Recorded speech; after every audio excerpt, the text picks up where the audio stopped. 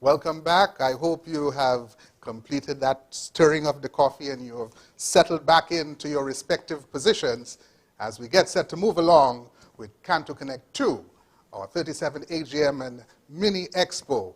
We have over the next couple of days a wonderful cadre of speakers addressing some of the burning topics across the telecommunications landscape.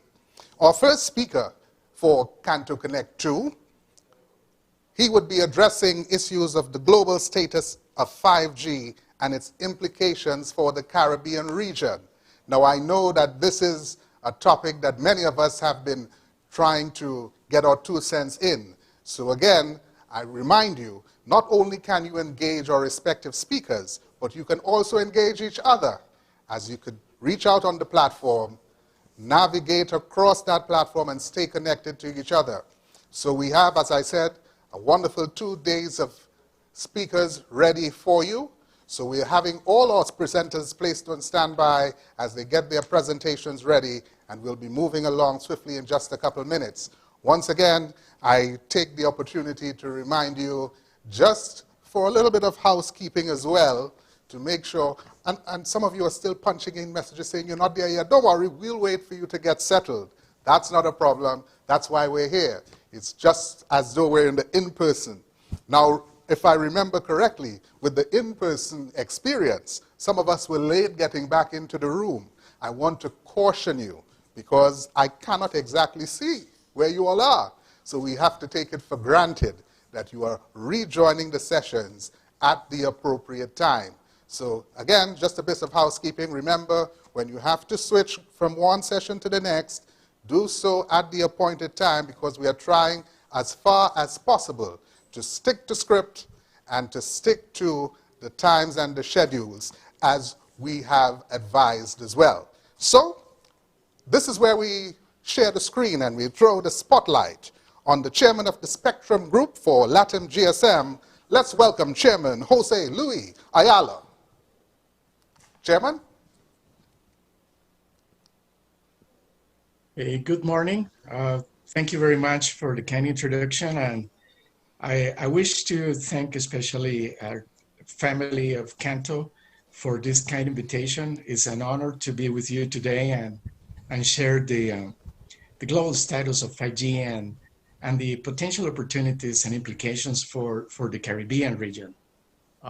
Let me try to share my screen. Oh, hold on a second. I hope you are able to see it now. Please let me know if you see my screen. Hello? Yes. Can you listen to me? Sorry. Yes, we are. Okay, very good. I hope you are able to see my screen. Yes, nice and clear. Thank you so much. I would like to start with a brief introduction of our organization.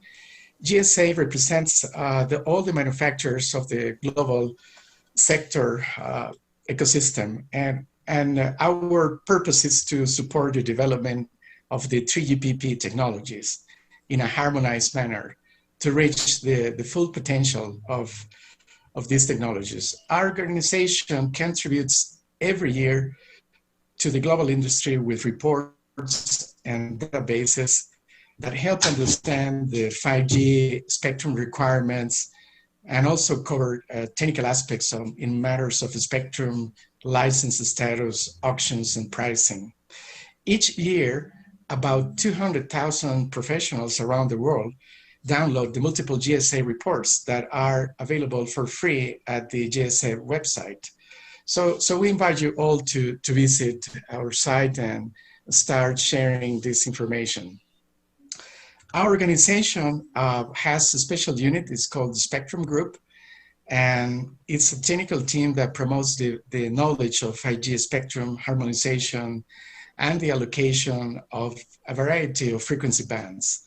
This group is made up of about 140 professionals around the world that operate globally and regionally, although these are dedicated teams for each region who respond to public consultations, promote industry positions, participate in events, and also provide technology training. The Spectrum Group plays a vital role and very active role, I would say, during the fourth cycle of the World Radio Conferences that occurred at the ITU. And today we are preparing and collaborating with the next World Radio Conference of 2023, where additional spectrum is expected to be identified in the mid-bands to support the future growth of our industry. In the Americas region, our team is made up of more than 25 professionals, and we collaborate actively at CITEL, especially with the PCC2 committee that is in charge of the spectrum affairs. And also we work very closely with other organizations like CTU in the Caribbean, Comtelca, and also GSMA, our partners. In our vision and ambition as well, we aim to connect more than 7 billion people globally, and also more than 100 billion devices by the end of this decade. This is the aim goal of GSA, which is provide connectivity to all persons and as well devices by the end of the decade. And for getting to this goal, it's important to have harmonized license spectrum. And therefore, GSA actively supports all the activities at the ITU. And we represent the global industry by submitting contributions to develop the IMT standards. That is the family of standards that gather all the mobile technologies up to 5G today and 6G and beyond. Today, we are celebrating a new industry milestone, as last week, the ITU approved its new IMT 2020 standards for 5G and adopted the 3GPP 5G NR as an IMT 2020 global specification, which will enable governments, regulators, and the entire industry to build ultra-fast 5G services to serve industries and consumers around the world. So one of the important aspects of 5G new radio, which is the technology that 3GPP has developed, compared to the previous technologies, is that it will introduce a diverse new set of use cases beyond the traditional high-speed connections that we are used to have. Even though mobile broadband or enhanced mobile broadband will still play an important role for operators, 5G NR will introduce new use case scenarios. And those are classified into two categories. The first one is massive machine type communications, and the second one is ultra reliable, low latency communications. In the coming years, 5G will be the enabler through its characteristics of ultra fast, ultra reliable, and real-time connectivity. It will promote or enable the introduction of advanced applications combining new technologies as edge computing, artificial intelligence, big data, augmented reality, virtual reality, and many more. These applications will drive the digital transformation of multiple sectors of the economy. Just to name a few of these sectors will include manufacturing, automotive, intelligent transportation, health, education, agriculture, smart cities, and many more. Spectrum will be vital to meet these connectivity demands of diverse 5G applications. And in GSA Vision, we promote that spectrum must be released in a combination of low, mid, and high frequency bands, with the appropriate amount of continuous spectrum per network in each one type of these bands. This will enable to reach the vision of connecting everyone, or close to 7 billion people, and 100 billion devices by the end of this decade, by 2030. In the low bands, there are two bands that are very important, 600 and 700 megahertz bands, as long as the existing bands which are used for 4G technologies and previous technologies as well. The low bands will support applications that will require extended coverage, deep indoor penetration, and even rural connectivity. In this type of bands, GSA recommends that government should release at least 20 megahertz of spectrum per network or per operator for bands below 1 gigahertz, and up to 40 megahertz of spectrum for bands between 1 to 2 gigahertz.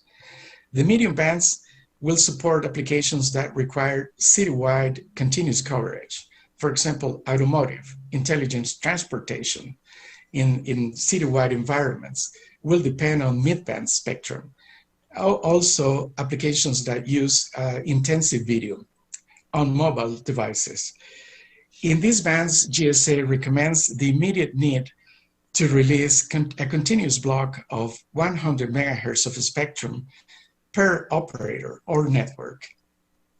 The high bands, instead, these are bands that were mostly identified at the WRC 19 conference that happened last year. And these bands will provide extra capacity in dense urban environments. Will include, for example, airports, stadiums, corporate offices, and even fixed wireless access applications. In these bands, GSA recommends administrations to release up to 1,000 megahertz per network, per operator. And the combination of all these bands, low, mid, and high bands, via carrier aggregation, will provide a heterogeneous network with superior performance that will address all these 5G use cases. So where are we today globally? Just about 2 years after the first 5G networks were launched all over the world, today there are 140 commercial 5G networks in 59 countries. And these networks are using different type of bands, which we will explain some of them later in the presentation, and also provide opportunity for roaming and reaching economies of scale. As of today, the GSA databases report there are 412 operators investing in 5G in 131 countries. And this is in the form of pilot testing, acquiring licenses, planning, deploying networks, and even operating commercial live networks in their territories. This is about half of all the operators that have LTE deployments today, which encompass 806 operators all over the world today have launched LTE networks. And the number of 412 operators, this excludes the recent operators that acquired licenses in the US CBRS auction, which is about 190 operators, and could be planning to launch 5G services very soon. So the 5G ecosystem is already active today. And here is a map of all the commercial launches in the different regions all over the world.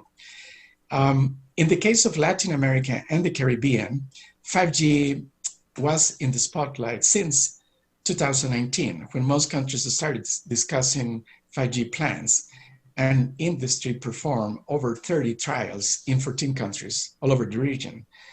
As a result of these efforts, today there are 12 5G commercial networks launched in 8 countries in the Latin America and the Caribbean region. And this includes networks based in 4 countries in the Caribbean, including Trinidad and Tobago, Suriname, Puerto Rico, and US Virgin Islands. The other networks were launched in the Latin American, the continental region, in Uruguay, Brazil, Colombia, and last week, Argentina. So we see that compared to 4G, 5G is is speeding up launches in the Latin American and Caribbean region by about 5 to 10 times fold, depending on the subregion. So it's a quite big improvement. In 2021, we expect further deployments as today several countries are conducting 5G spectrum auctions and are planning to award new licenses. These include Chile, Brazil, Peru, Dominican Republic, and also Mexico. Sorry. Our message here is that governments in the Caribbean should consider 5G as a unique opportunity to support economic growth of the region, especially in the post-COVID phase, attracting new investments, generating jobs, increasing productivity of its industries, and also to compensate the temporary challenges that other industries are facing in the Caribbean, like, for example, tourism. So this is a good opportunity to add more economic growth to the region. One of the new business models that is emerging very quickly is the fixed wireless access based on 4G and 5G technologies. And today, more than half of the LTE operators, which is about 423 operators, have launched 4G fixed wireless access services in their territories. And some are even planning to launch 5G services in advanced markets. One of the important lessons that we've learned from the COVID pandemic is the vital importance of broadband connectivity for citizens to work and study remotely, as well as access content and entertainment online. And of course, access digital economy, ordering products online. Yet, according to the ITU, the Latin American and Caribbean region suffer from very low penetration of fixed broadband connections. In the Caribbean countries, in a group of Caribbean countries, the penetration of fixed broadband is less than 17% per 100 inhabitants. So the need to expand broadband connectivity in the region is very clear. And 4G and 5G fixed wireless access offer an opportunity to close this, to increase the broadband adoption. In particular, the performance of millimeter waves in some trials that some GSA members have conducted recently promise good delivery of broadband services. For example, in recent trials, our members have achieved up to 1 gigabit per second of 5G connection, up to 6.5 kilometers in the 28 gigahertz band. So governments can play a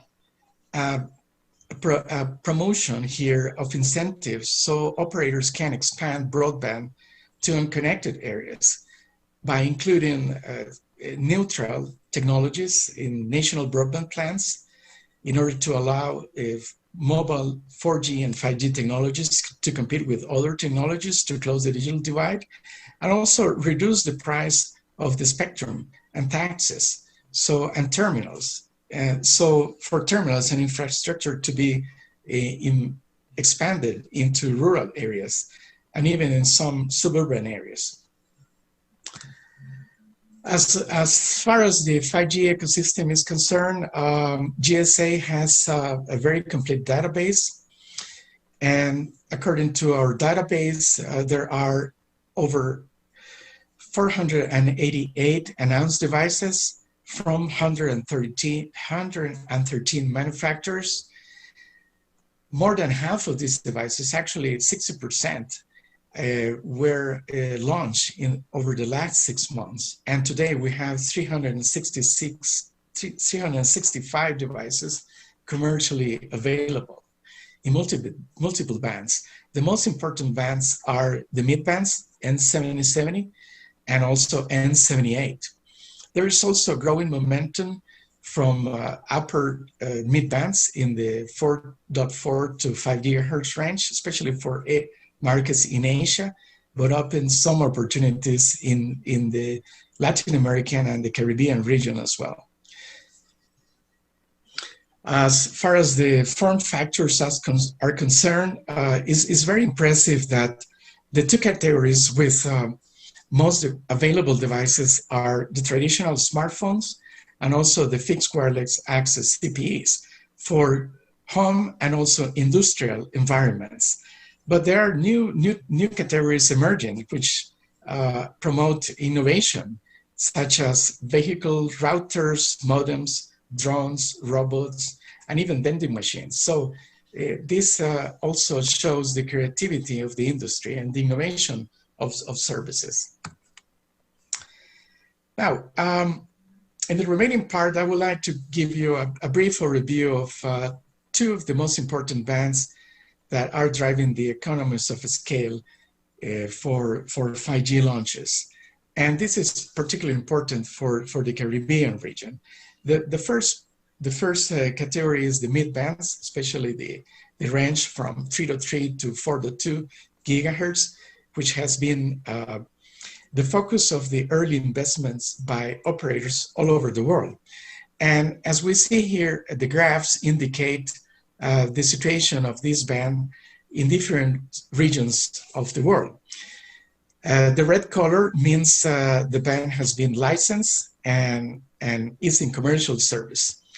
And green color is that the auction is being planned.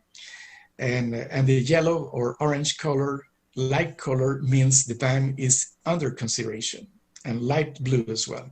So in the case of the Europe, Middle East, and Africa region, which is in the left side of the chart, the slide, sorry, we see a lot of red color, meaning there are lots of auctions being conducted. And in the other regions, there is an intense activity for planning auctions. All in all, as last October, there were 188 operators that were investing in the C-band, especially in this range from 3.3 to 4.2 gigahertz. 90% of these operators were actively deploying networks, especially in two sub-bands, the N77, which is the entire range, and the N78, which is from 3.3 to 3.8 gigahertz. So this is very important to take into consideration when planning spectrum auctions in the region.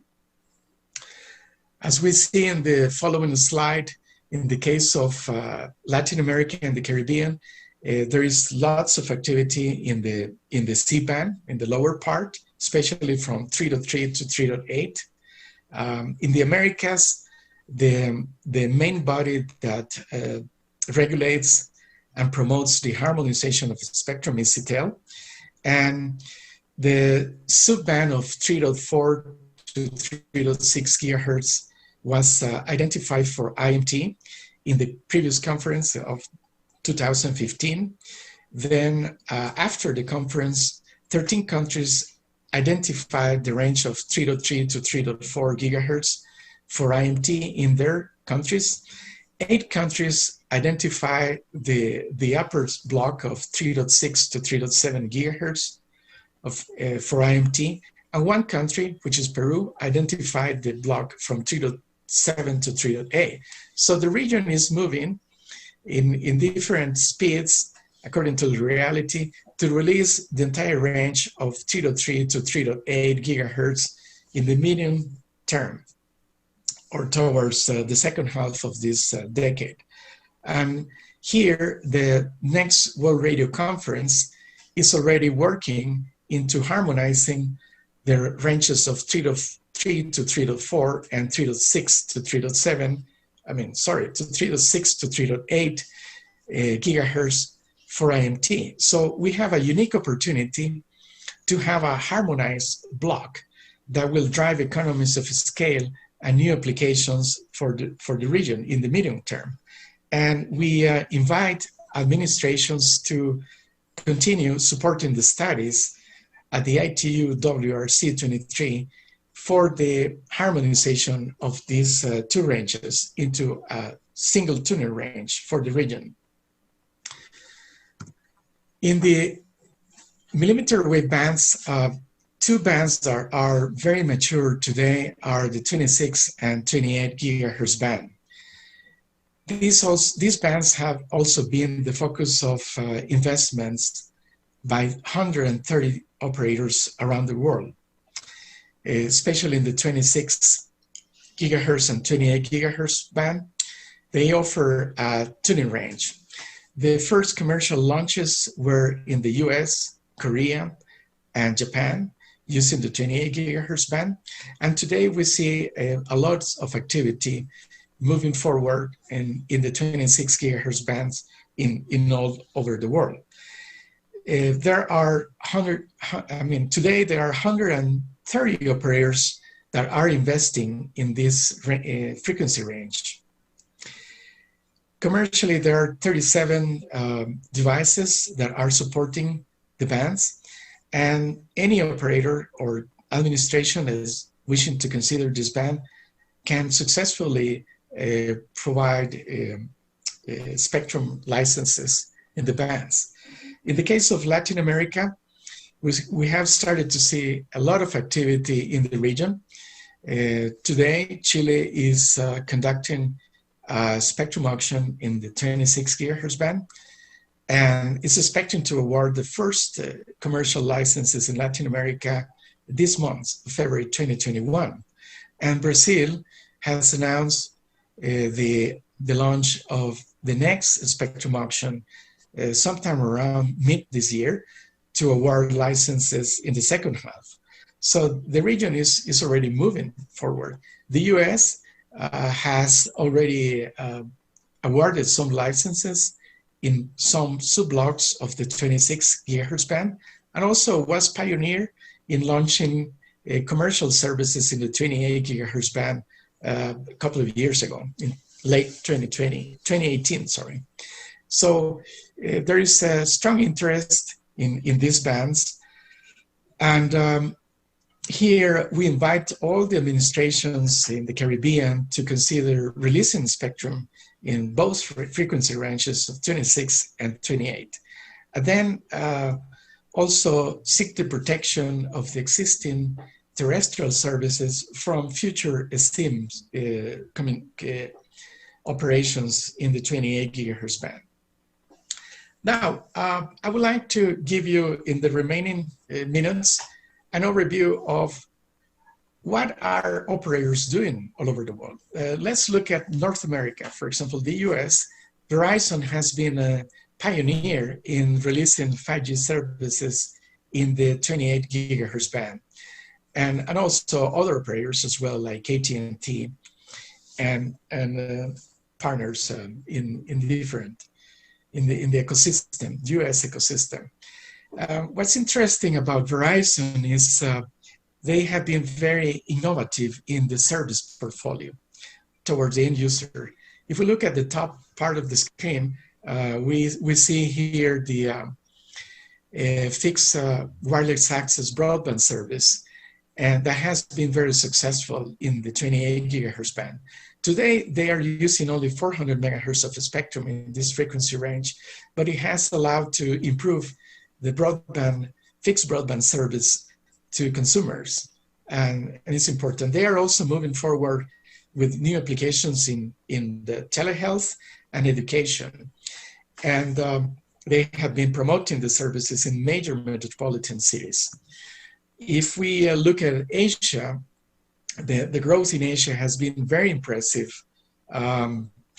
We see here China is driving large deployments. Japan also has released 5G services in mid and high bands, and also is increasing the adoption. And Korea has been one of the unique examples, the pioneers, one of the 5G pioneers in the world to launch 5G services in mid bands and then moving forward quickly to millimeter wave bands. What are the lessons we've learned from these launches in the US and in Asian countries? First is that 5G deployments have been possible thanks to the strong support of the governments. They have played a key role in incentivizing their local industries, and also the trust of the operators in the 5G potential. The combination of both sectors, the public sector supporting these industries, and also the trust of the operators in the business potential and the unique digital transformation opportunities that 5G offer has been the main driver behind these launches. Then, if we look at the consumers, the 5G mobile service adoption by consumers has been the fastest in industry. For example, in the case of Korea, they reached the first 1 million subscriber milestone just a few weeks after the initial launch, about 6 weeks. And another lesson, especially we've learned from Korea, is that mobile traffic driven by 5G has increased about 3 times compared to 4G. And in some cases, the operators have released unlimited data plans. And it's driving new business models that we saw with Verizon. We're starting to see in Korea and other regions moving forward to the digital transformation of society, health, education, and fixed broadband wireless access connections. In the spectrum area, definitely the combination of mid bands and high bands have been quite important. Different spectrum allocation assignment models have been used, like beauty contests, direct location, auctions, and secondary market as well, authorizing operator to acquire licenses from other service providers that are not using them. In all cases, what's very important, just trying to conclude, is that the aim of the government has been to promote the investment in infrastructure to drive a massive 5G adoption. So in other terms, they have maximized or seek to maximize the social benefit instead of fiscal revenues. The cost of most of these spectrum licenses has been extremely low or almost no cost at all to facilitate 5G investments and the deployment of network infrastructure. So incentives from administrations are important. So just closing, last remarks, 5G deployments have started all over the world, and the Caribbean cannot miss this opportunity to drive and attract investments, create jobs, and also compensate temporary losses of other sectors. And the combination of low, mid, and high bands is crucial. In addition, 5G will drive the digital transformation of industry. And we hope that together, industry, GSA, will work to realize the 5G vision in the Caribbean. And I thank you so much for this opportunity.